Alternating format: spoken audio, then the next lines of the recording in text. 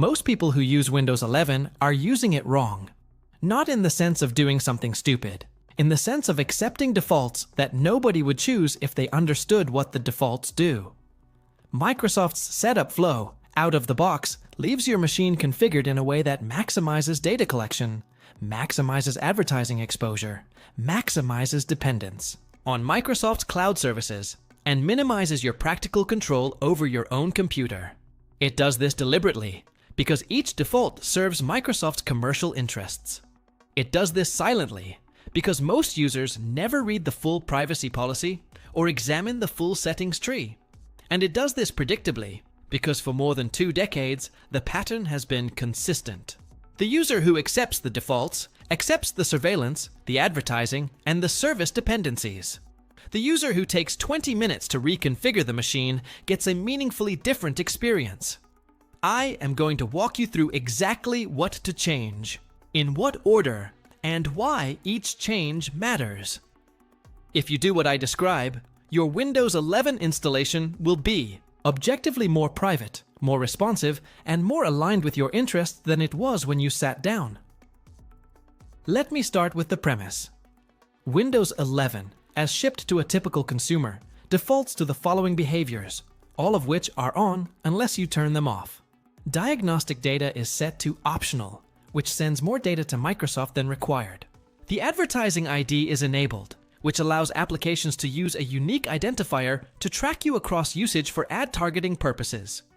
Tailored experiences are enabled, which means Microsoft uses your diagnostic data to personalize tips, offers, and promotions shown within Windows.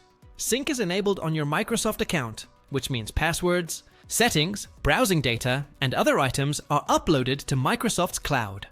Location services are enabled globally, allowing applications to request your location. Activity history is tracked and sent to Microsoft. App launch tracking is enabled. Start menu suggestions are enabled, which means Microsoft can show you advertisements for apps and services within your Start menu. Cortana, while less push than it was in Windows 10, still has data collection active by default. Search results include web content pulled from Bing. The lock screen can display sponsored content. Notifications can include promotional material from Microsoft. And the default browser is Edge, which has its own set of defaults that I will come to. Each of these settings has a purpose for Microsoft. None of them is required for Windows to function.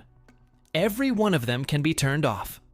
The process of turning them off is, depending on how you count, somewhere between 10 and 25 minutes of work. What you get for that work is a computer that actually belongs to you. Let me walk through the settings in the order I recommend making them. Start with diagnostic data. Open Settings. Click Privacy and Security. Click Diagnostics and Feedback. Change diagnostic data from optional to required. This reduces what is sent to Microsoft to the minimum level Microsoft allows Windows to operate with. Below that, turn off Improve Inking and Typing, which controls whether Microsoft can send samples of your typing to improve dictation and handwriting recognition. Turn off Tailored Experiences. Turn off View Diagnostic Data. Or rather, turn the toggle off, because enabling it just gives you a viewer, which you do not need for the setting to be effective.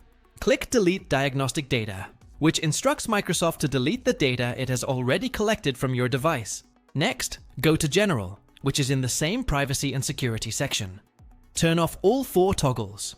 The Advertising ID toggle, the Let Websites Show Me Locally Relevant Content by accessing my language list toggle, the Let Windows Improve Start and Search Results by tracking app launches toggle, and the Show Me Suggested Content in the Settings app toggle. All 4 off. These control various flavors of tracking and personalization that serve Microsoft's commercial interests, not yours. Move to Speech, which is also in Privacy and Security. Turn off online speech recognition unless you use Cortana or dictation, in which case consider the trade-off carefully. Online speech recognition sends your voice to Microsoft's servers for processing.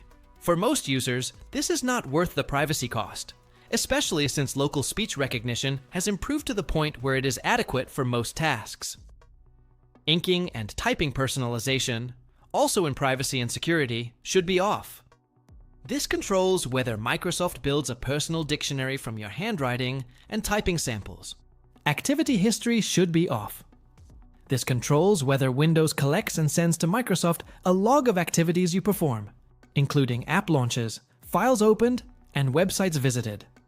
Disabling it prevents the collection. Below the toggle, there is a button to clear the history that has already been collected. Click it. Now, move to Location. Unless you specifically use location-aware features, turn location off globally. If you need it for specific apps like Maps or Weather, you can leave the global setting on and then disable location for individual apps that you do not want to have it. But the default is off. Camera, microphone, and the other app-specific permissions should be configured based on your actual usage. If an app does not need access to your camera or microphone, do not grant it. The permissions are per app and reviewable. Take a few minutes to go through the list and revoke permissions from apps that you did not realize had them. Moving to Accounts, click Windows Backup. Turn off Remember My Apps and turn off Remember My Settings, unless you specifically want cross-device sync. If you do want the convenience of sync, at least expand the settings and turn off passwords from the sync list, because password syncing to Microsoft's cloud is a specific security risk I covered in detail in a previous video. Use a dedicated password manager instead. Sign-in options is next. If you have configured Windows Hello, review whether you actually use it. If you do not, consider whether the biometric data is worth the convenience. For most users, a PIN is sufficient and produces less biometric data for Microsoft to manage. Now move to Personalization. Click Lock Screen. Change Personalize your lock screen from Spotlight, which rotates through advertisements disguised as photos, to Picture, and select your own image. Turn off the Get Fun Facts, Tips, Tricks, and more on your lock screen toggle. Start. Turn off Show Recently Added Apps. Turn off Show Most Used Apps. Turn off Show Suggestions occasionally in Start. The suggestions are advertisements for apps Microsoft wants you to install. Taskbar. Turn off widgets if you do not use them. Turn off Search if you prefer a cleaner taskbar, or configure it to be a button rather than a full search bar. The search bar, by default, sends your queries to Bing, which is both a privacy leak and a performance hit. Now move to Apps. Click Installed Apps. Review the list. Uninstall anything you did not install and do not use. Many Windows 11 installations come with pre-installed apps, including games, media apps, and promotional third-party software. Most of these do nothing useful and can be safely removed. Candy Crush, if it appeared on your machine, is one of the most famous examples. It should not be there. Default apps. Review which applications are set as defaults. Specifically, consider whether Edge should be your default browser. If you installed Firefox, Brave, or another browser, this is the place to set it as the default. Scroll down to File Extensions and Protocols. Make sure that PDFs open in your chosen PDF viewer rather than Edge. Make sure that HTTP and HTTPS go to your chosen browser rather than Edge. Now, Windows Security. Open the Windows Security app, which is separate from Settings. Click Privacy and Security, specifically the Family Options section, which even for single users has some settings worth reviewing. Then click Virus and Threat Protection. Click Manage Settings. Review the toggles. Cloud-delivered protection can be left on. Automatic sample submission is a trade-off. Consider turning it off if you have privacy concerns, knowing that it reduces the speed at which new threats are identified. Microsoft Edge, if you still use it, has its own settings to configure. Open Edge. Click the three-dot menu, then Settings. Under Profiles, turn off Sync entirely or configure what syncs. Under Privacy, Search, and Services, turn on Strict Tracking Prevention. Turn off Help Improve Microsoft Products by sending optional diagnostic data. Turn off Personalized Ads. Turn off Use Address Bar and Search Suggestions. The changes so far take about 20 minutes. They make a substantial difference.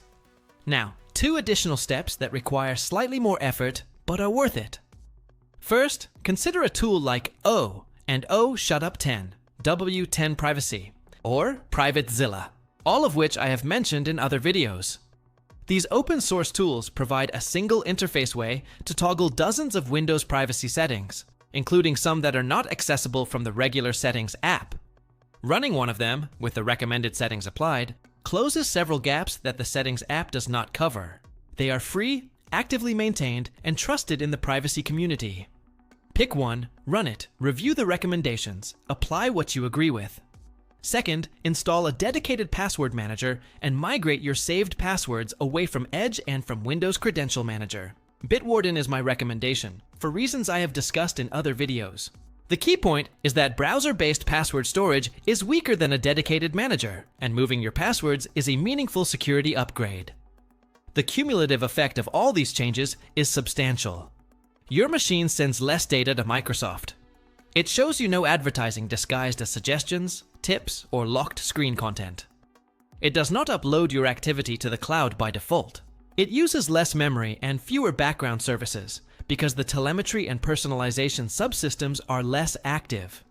It feels cleaner and more responsive. And it reflects your actual preferences rather than Microsoft's defaults. What you lose, honestly, is not much. You lose some automatic personalization of start menu and search results, which most users do not notice. You lose cross-device sync of settings, which most users can live without. You lose some telemetry-based crash diagnostics, which affects you only if you experience a specific kind of crash that would have been automatically reported. For most users, none of these losses is meaningful. For users who specifically rely on the features, the losses can be partially mitigated by turning specific settings back on selectively. The broader point, which I keep returning to in these videos, is that the defaults are not neutral. They reflect Microsoft's business interests. The only meaningful way to configure a computer in alignment with your own interests is to actively reconfigure it. The process of doing so takes less time than most users expect and delivers more benefit than they realize. 20 minutes, one time, and your Windows 11 installation is meaningfully better.